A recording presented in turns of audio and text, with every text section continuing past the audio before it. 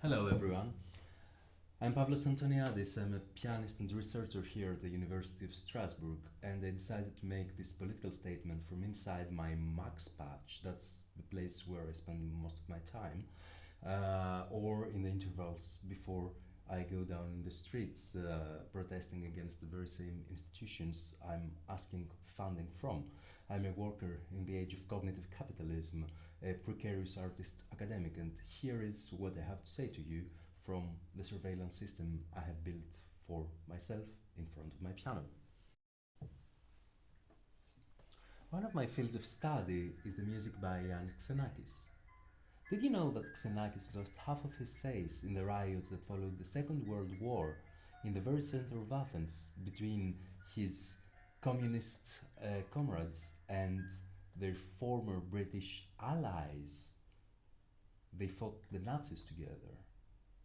Did you by any chance know that the first napalm bombs were thrown by Americans not in the Vietnam War, but in the Greek mountains during the Civil War in order to clear out the communist guerrillas?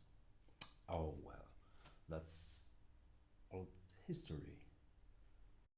But some people do play Xenakis thinking that they evoking the aura of those tormented times, that they are committing some sort of political activism by doing so. Good for them. I don't think that's enough, actually. 5 years ago, in the peak of the anti-austerity movement in Athens, I came much closer to Xenakis not by playing his music, but by finding myself into situations very similar to the ones he had experienced in the center of Athens and which shaped his music and his personality without return. In the footage you are going to watch, the riot police is attacking demonstrators, I am among them, inside the metro at Syntagma Square in Athens. They are shooting tear gas inside the metro station. Όχι ρε βάλε, κάτω στο μετρό ρε. Πού πανώ! Meanwhile, in the heart of the empire, Berlin, or Germany in general, where I have been living since 2010, one could not really say that the new music scene remains untouched from the great political issues of our time. Unfortunately, not Greece, maybe that would be a taboo, but still, think of Matthias Spallinger's gesture of rejecting the Ernst Siemens Foundation funding on grounds of threatening his political autonomy, or think of the use of politicized materials in a brilliant young generation of composers like Johannes Kreidler, whereby, for example, in his Fremde Arbeit, his outsourcing a commission to Indian and Chinese musicians, presumably in order to draw attention to the modus operandi of globalized capitalism, or think of the use of footage from the Iraq War by Stefan Prince in his work Generation Kill. We're talking or think of the provocative action again by Johannes Kreidler during the merger of the two SWR orchestras, whereby he jumps on stage and he's clashing together two violins. We're talking about a rich spectrum of different forms of some sort of engagement with politics. But is that political activism really? Is that where is the limit between some sort of spectacularization of politics and real political activism? After the famous U-turn by Angela Merkel in the issue of the immigration crisis in 2015, 1 year ago, we've seen a rising number of projects of artistic interventions in relation to the refugees. And here I think we need to make a big discussion about phenomena of appropriation, phenomena of infantilization of those people. I mean, think of the interventions by Ai Weiwei in Idomeni or in here in Berlin, or think of the Totenkommen, this group of artists who presumably would make some graves in front of the Reichstag, or think of the posters of the Deutsche Oper, whereby Mozart operas are being advertised with images from Idomeni. Where does that leave us, really? I mean, isn't that a spectacularization of the whole issue? Is that really some sort of engagement, meaningful engagement, and political activism?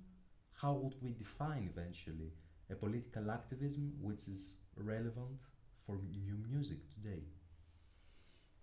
While I also engaged with the refugee crisis as a pianist, so I did some concerts in collaboration with Andrew here, the Oplatz, the Oranienplatz network, the ensemble work in progress, Berlin. So that was, yes, that was a very fulfilling experience in itself, but I cannot compare it with a more, I would say, genuine political action, political activist work, as I experienced it, for example, through the What's the Med alarm phone platform.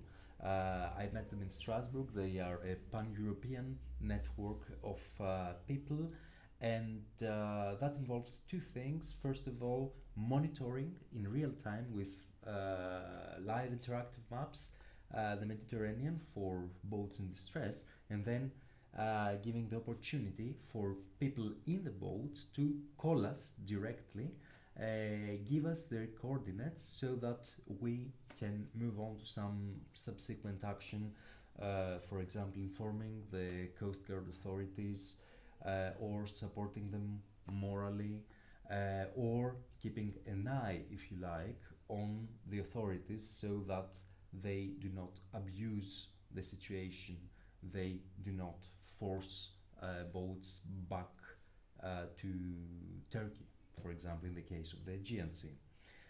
What I mean to say by mentioning this experience is that sometimes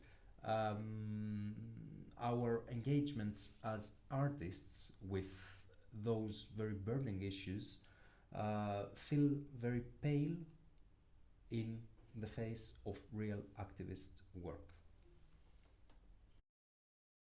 So, what to do in this situation? What sort of original actions could we add to the existing spectrum of political engagement that we can witness in the new music? And most importantly, what can we learn from real political activism? Well, there are two things I would like to focus on.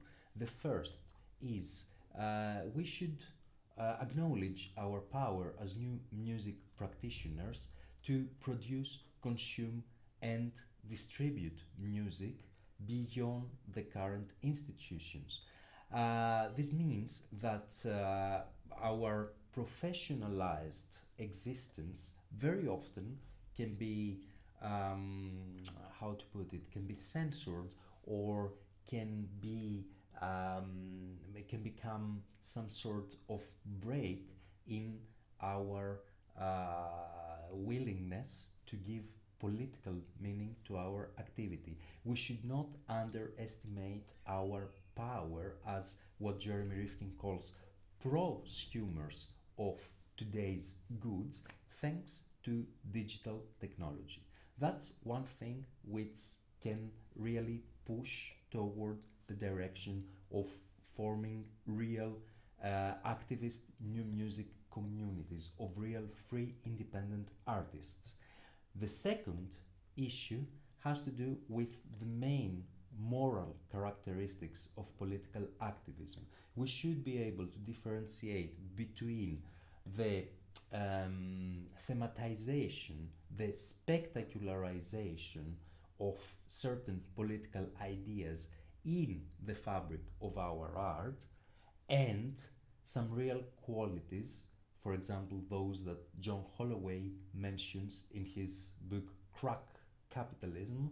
Those are the qualities of urgency, of meaningful risk taking, of real embodied presence in the heart of the problems.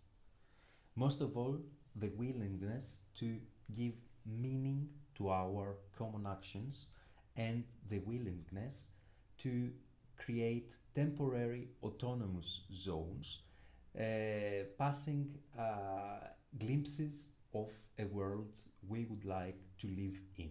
And that's something we can do through our art. Thank you very much, and I look forward to the discussion coming.